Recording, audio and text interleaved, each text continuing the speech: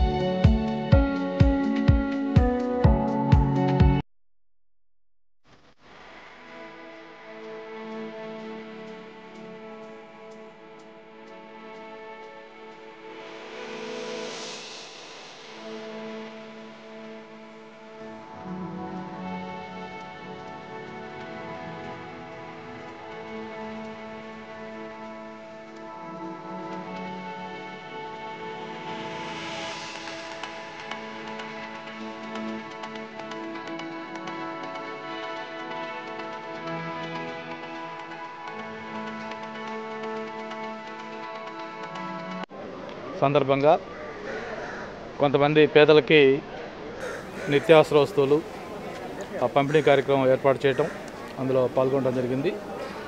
ముఖ్యంగా కోయలాడ వెంకటు వాళ్ళ బృందం అందరికీ కూడా మనస్ఫూర్తిగా అభినందనలు తెలియజేస్తా ఉన్నాను ఈ కార్యక్రమానికి సహకరించి దీన్ని ఆర్గనైజ్ చేసినందుకు. మరి గత కొన్ని రోజులుగా దేశ ప్రధాని నరేంద్ర మోడీ గారి పిలుపు మేరకు భారతదేశం మొత్తం కూడా ఒక లాక్డౌన్ పాటించటం, ఎంతో పెద్ద ప్రజాస్వామ్య దేశం, 130 కోట్ల పైగా జనాభా ఉన్న దేశంలో ఈ కరోనా అనేది వ్యాప్తి చెందకుండా చాలా వరకు కంట్రోల్డ్గా చేయడం కూడా సాధ్యపడింది.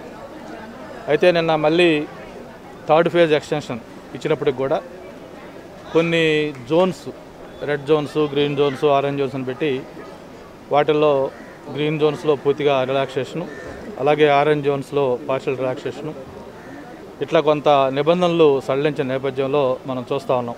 నిన్న మొన్న రాష్ట్రంలో కానీ దేశంలో కానీ జరుగుతున్న పరిణామాలు కూడా ముఖ్యంగా ఈ సమయంలో ఈ మద్యం షాపులు ఏదైతే ఓపెన్ చేశారో అక్కడ ప్రజల యొక్క బిహేవియర్ కూడా మనం చూస్తూ ఉన్నాం.